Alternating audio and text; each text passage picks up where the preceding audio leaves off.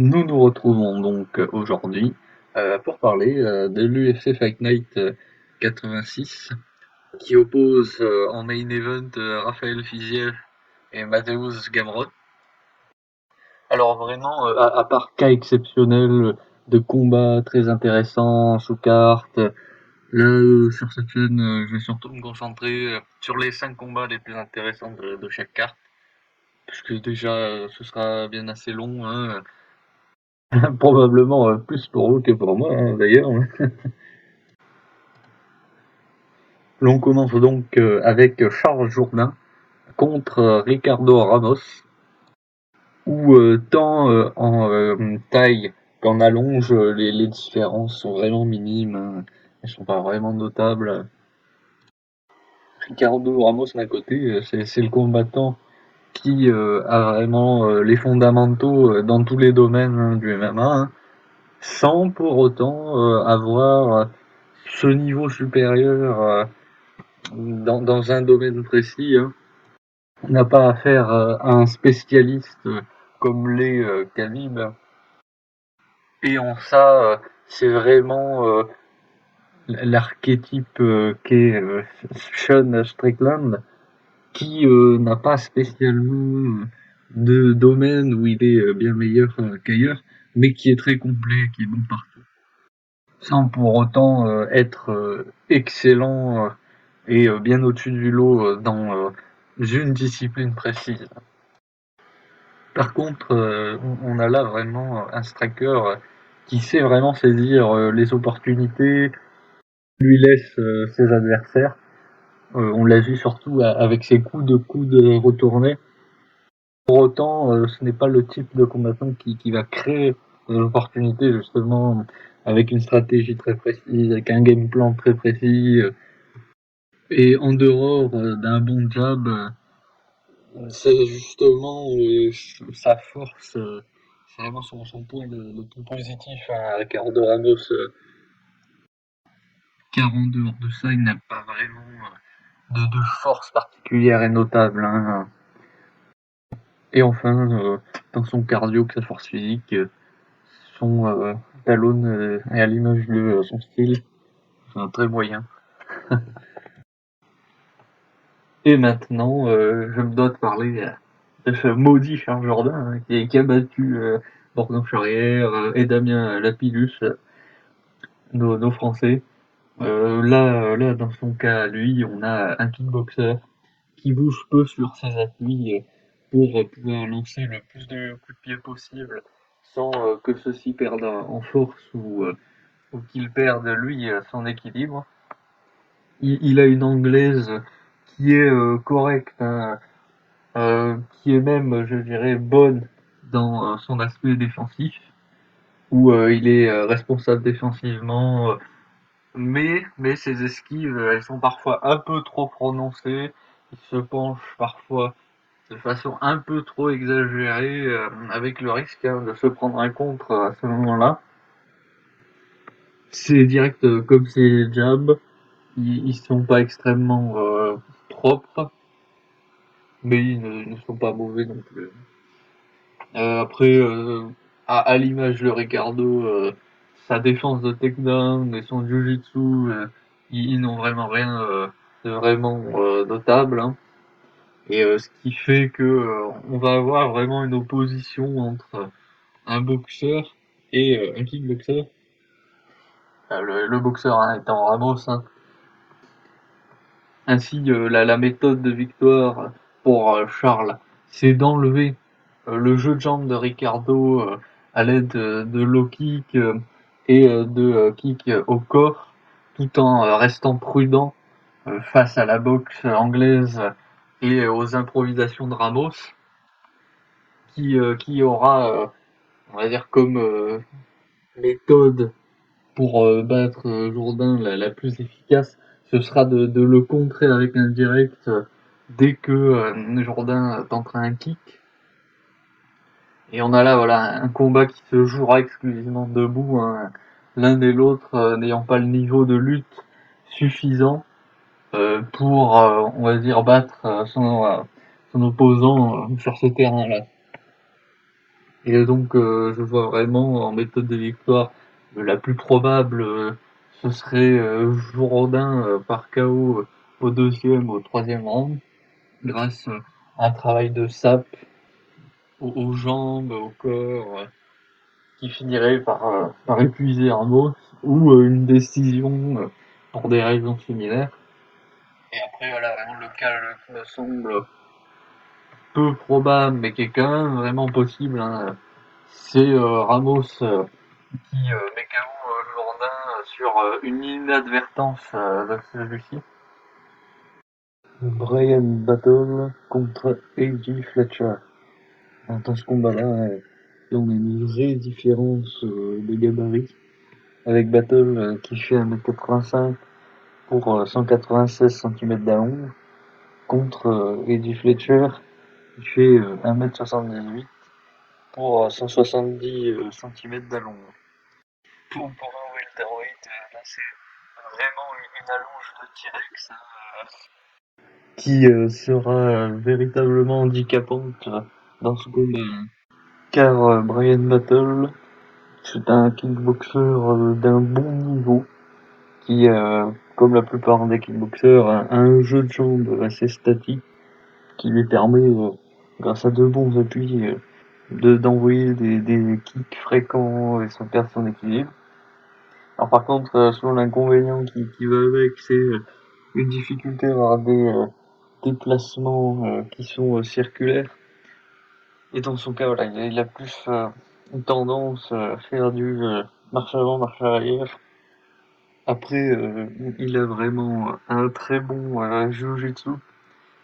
Son combat contre Fakhretdinov a prouvé, quant à lui, que sa lutte, par contre, était quand même perméable, hein, que les amener au sol, il avait tendance à avoir du mal à les défendre contre de très bons lutteurs, et que ses sprawls n'étaient pas extrêmement dynamiques ou puissants. Il a une garde en Jiu-Jitsu qui est une demi-garde, hein, une half-garde. Ce qu'il y a pour inconvénient d'avoir des difficultés à empêcher les lutteurs de progresser en monde.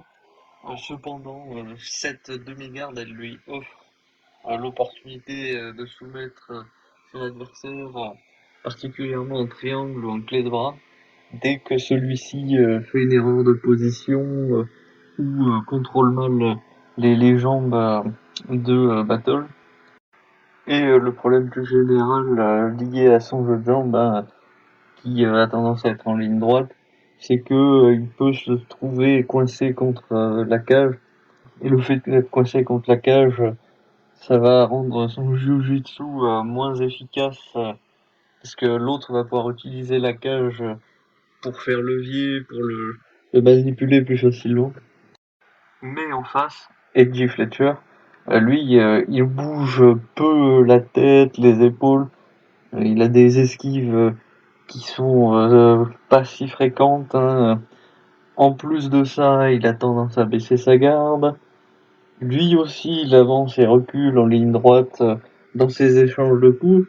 Mais en plus de ça, là, le problème, c'est que lui, par contre, ses kicks, ils sont pas si fréquents, ils sont pas si redoutables ou impactants.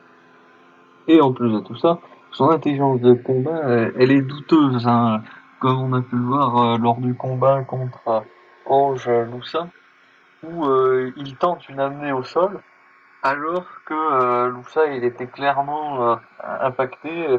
Il aurait pu le finir par KO peut-être, alors que là, non, il fait une amenée au moment où il avait l'opportunité de faire un combat. Qu'est-ce qui a laissé la possibilité à Zerny de récupérer et de le battre par décision. Et alors, point encore plus problématique, hein, c'est que son cardio semble vraiment être un problème, parce que dans ce combat justement contre Loussa, au troisième round, il est vraiment à plat, quoi. Il est vraiment cuit. Il fait plus grand chose dans ce troisième round. C'est là où vraiment, si on combine cette allonge vraiment courte avec le fait que il n'est pas lutteur, que il n'a pas un sol qui est capable de menacer Battle. Ça a pour conséquence que voilà, les méthodes de victoire, ce sera Battle par KO au deuxième ou au troisième round. Si Fletcher voilà, se fait cueillir pendant qu'il avance en ligne droite et n'arrive pas à récupérer ou à encaisser, ou par soumission, donc Battle par soumission, si il cueille LG Fletcher, qui tentera une amenée au sol pour ne pas finir KO et récupérer. Et là, avec l'épuisement et la différence de niveau au sol, Battle le finira par triangle ou guillotine. Mais si jamais son menton, sa défense au sol lui permettent de finir le combat, ce sera quand même une décision unanime en faveur de Battle. Et on passe maintenant à Michelle Waterson contre Marina Rodriguez. Alors, Marina Rodriguez, elle a un léger avantage de taille, elle fait 8 cm de plus, et son allonge est de 165 cm contre 157 cm pour Waterson. Bon, j'ai beau apprécier Michelle Waterson pour des raisons extra-sportives, hein. Elle mérite clairement son surnom. Néanmoins, elle est sur une série de 3 défaites contre des adversaires qui ne sont pas dans le top 3 de la catégorie, bien que elle a 2 choix dans le top 10. Elle a maintenant quand même 37 ans et a déjà perdu sans contestation possible contre Rodriguez, qui l'a battu par décision unanime. Puis surtout, ce n'était pas voilà, un hasard, hein, cette victoire par décision unanime, parce que Michelle Waterson, son style, c'est vraiment celui du karaté, mais qui du coup a pour problème d'avoir besoin de réussir ses entrées et ses sorties. C'est-à-dire que si elle se dégage trop lentement, si elle prend une distance à gagner en sécurité trop lentement, ou qu'elle rentre au corps à corps au mauvais moment, ben, elle risque d'être contrée ou de voir son adversaire saisir sa jambe en extension, en l'air, et la maîtriser comme ça, la manipuler comme ça. Dans son combat contre Marina Rodriguez, cette dernière, elle suivait Michelle Waterson de la bonne manière, en la coinçant entre elle et la cage par des pas de côté. Dès que Michelle Waterson tentait de reprendre ses distances grâce à des déplacements circulaires, et c'est la condition pour battre Michelle Waterson, hein, c'est de ne pas la laisser garder la distance adaptée à ses coups de pied, qui sont son arme la plus redoutable, car en dehors de ça, son anglaise, elle ne représente pas un grand danger, et la distance très éloignée qui implique son style rend ses amenées au sol visibles d'assez loin. Marina Rodriguez, quant à elle, c'est une kickboxeuse pratiquante de Muay Thai qui est patiente, et c'est sa grande force. Elle gagnera, je pense, à nouveau par décision unanime, avec la même méthode hein, que dans le premier combat, c'est-à-dire en coupant l'octogone et en coinçant Michel à une distance qui ne lui convient pas. Ou alors, ben voilà, si Michel Watterson n'a plus de menton, elle pourra peut-être prendre un KO. Et dans le cas le plus improbable, Michel Watterson mettrait KO à Rodriguez sur un coup de pied assez chanceux. Hein. Nous voilà au co-main event. Donc Bryce Mitchell versus Danny Gay. Donc là, les différences physiques entre les deux, elles sont minimes. Bryce, il fait 8 cm de plus et il a 2 cm d'allonge en moins. Ce sont deux combattants qui ont un style assez simple en soi et répétitif. Mitchell, lui, il a tendance à manquer un peu de vitesse de bras et de jambes, à pas être très propre techniquement dans son striking. Sa garde, elle est basse. Il a aussi des appuis qui sont très écartés, ce qui lui donne certes un centre de gravité bas qui permet de bien défendre contre les amener au sol, mais qui implique des déplacements lents et peu réactifs aux attaques de l'adversaire. Et lui, tout le monde connaît son point fort, hein, c'est son Jiu-Jitsu, sur lequel on n'a pas vraiment besoin de s'étendre dans très longtemps. Hein. Et après, bon, il a une lutte qui est tout à fait correcte, hein, qui techniquement est très bonne, mais par contre, sa force physique, elle est pas très élevée, sa vitesse, elle est pas en norme. Bref, voilà, c'est plus un lutteur technique et qui a pas une physicalité incroyable. Oui, je vais faire vraiment une exception hein, pour ce combat, hein, parce que de mon point de vue, ça c'est souvent des considérations assez stériles hein, sur c'est-à-dire ah oui, quel est l'état d'esprit du combattant.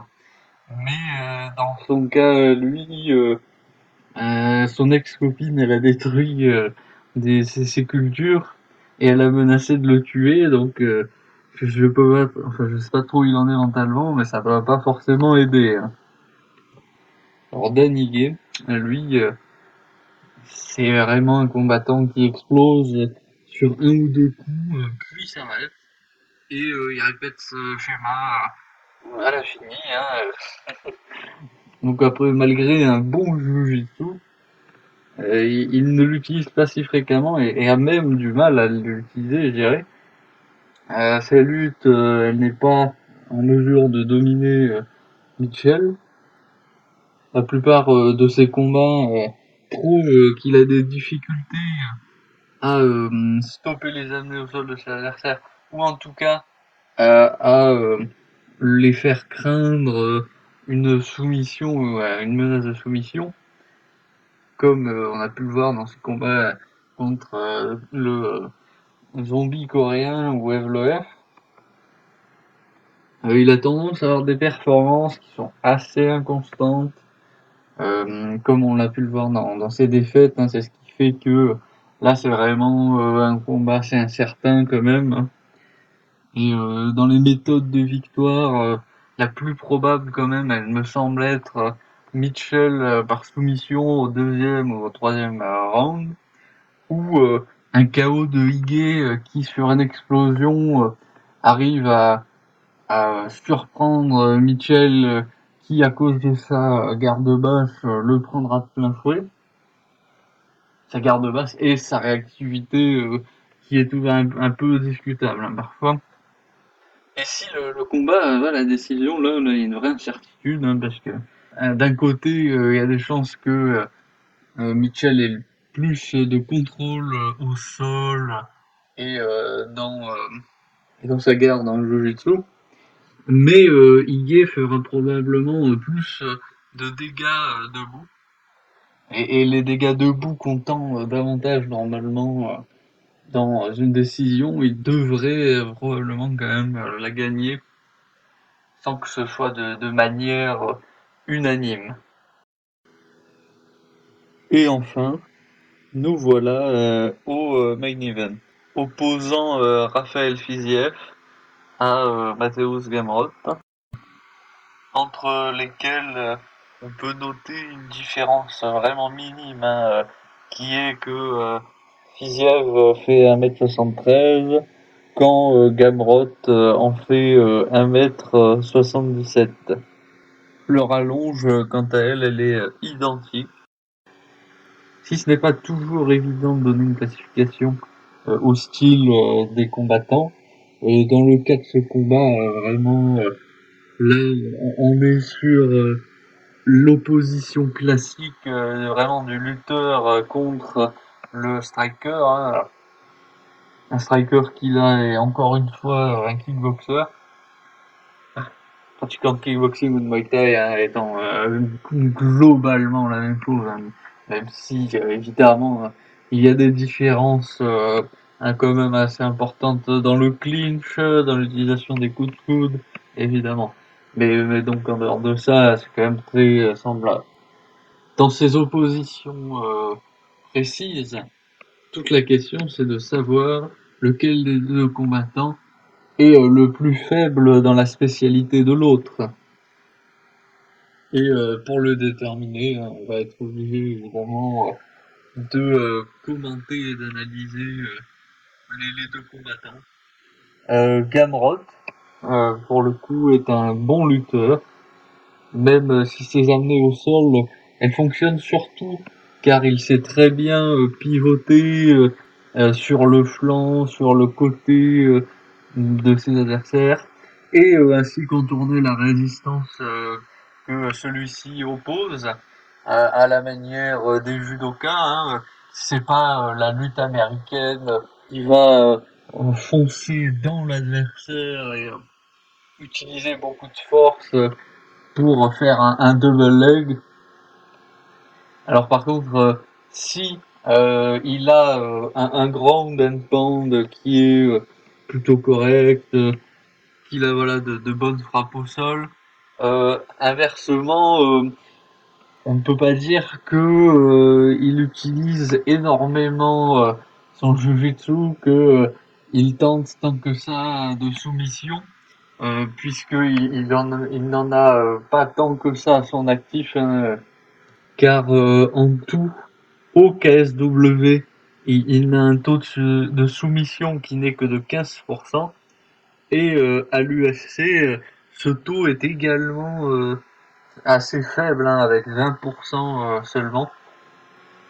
Et ça, je pense que ça va être le grand problème de ce combat, hein, c'est que justement, il n'y a pas la menace de la soumission. En tout cas, elle est peu présente, ce qui risque de laisser à Filièvre toute l'assurance qu'il peut avoir pour allumer vraiment Gamrot, hein, en sachant qu'il ne risque pas tant que ça d'être soumis. Après, il y a un point qui est assez incertain chez Gamrot, hein, c'est que contre Tsaryukian, il nous a montré vraiment que il pouvait être vraiment tenace et avoir un cardio à toute épreuve. Et dans d'autres combats, par contre, ça a été un peu plus laborieux, hein, à ce niveau. Et maintenant, Fiziev, Fiziev, tout le monde sait très bien que c'est un très bon striker, hein, que il est bon debout. Mais il faut noter quand même que il a des très bons réflexes en clinch ou en défense de takedown, où il va tout de suite chercher l'underhook ou le overhook, qu'il a des combinaisons après debout de coups qui sont variés, des kicks et des kicks où il y a une réelle prise de risque, hein, comme des coups de genoux sautés.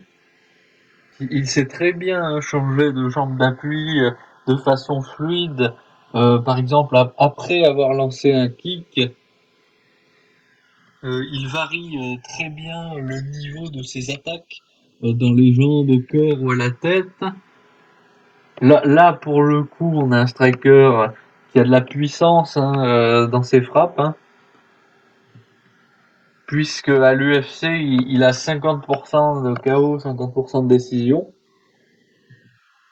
Et ces décisions ont été contre des combattants durs à finir, hein, souvent.